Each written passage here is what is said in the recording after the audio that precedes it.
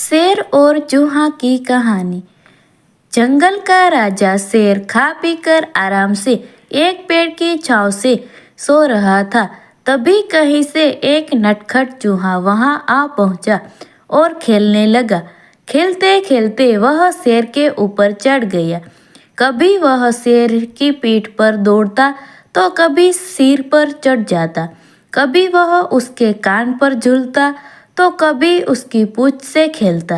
उसे बड़ा मजा आ रहा था और उसकी उछल कूद बढ़ती जा रही थी।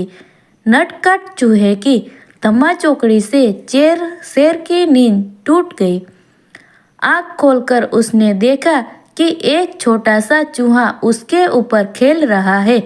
उसे बहुत गुस्सा आया और उसने चूहे को अपने पंजे में दबोच लिया। शेर के पंजे में आते ही चूहे डर गया और थर थर कांपने लगा।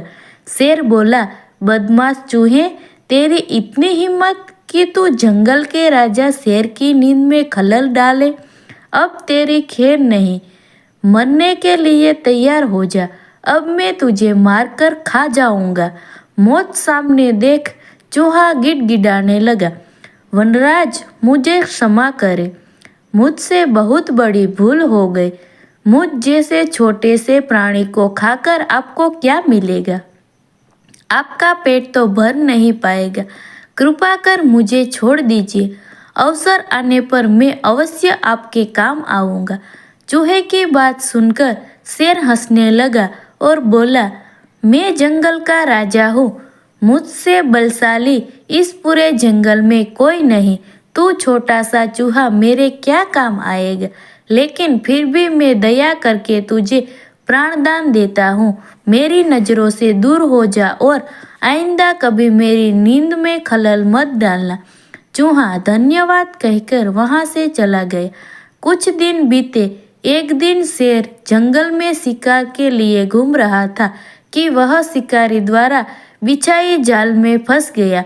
उसने बहुत प्रयत्न किया परंतु जाल से बाहर नहीं आ पाया। वह मदद के लिए दहाड़ने लगा। शेर की दहाड़ वहां से गुजर रहे एक चूहे के कानों में पड़ी। यह वही चूहा था जिसे शेर ने दया कर प्राणदान दिया था। चूहे दहाड़ की दिशा में गया तो शेर को जाल में फंसा हुआ था। उसने फौरन अपने नुकीले दांतों से जाल काट दिया। शेर आजाद हो गया। उसने चूहे को धन्यवाद दिया तो चूहा बोला, वनराज, आप शायद मुझे भूल गए हैं। मैं वही चूहा हूँ जिसे आपने प्राणदान दिया था। मैंने आपको कहा था कि किसी दिन मैं अवश्य आपको काम आऊँगा। देखिए, आज मैं आपके काम आ ही गया।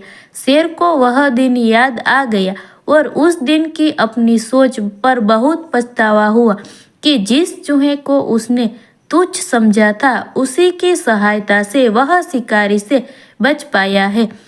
यही सीख मिलती है कि बाहरी स्वरूप देखकर किसी की योग्यता का आंकलन नहीं करना चाहिए। उपकार कभी व्यर्थ नहीं जाता। किसी न किसी रूप में उसका फल अवश्य प्राप्त होता है।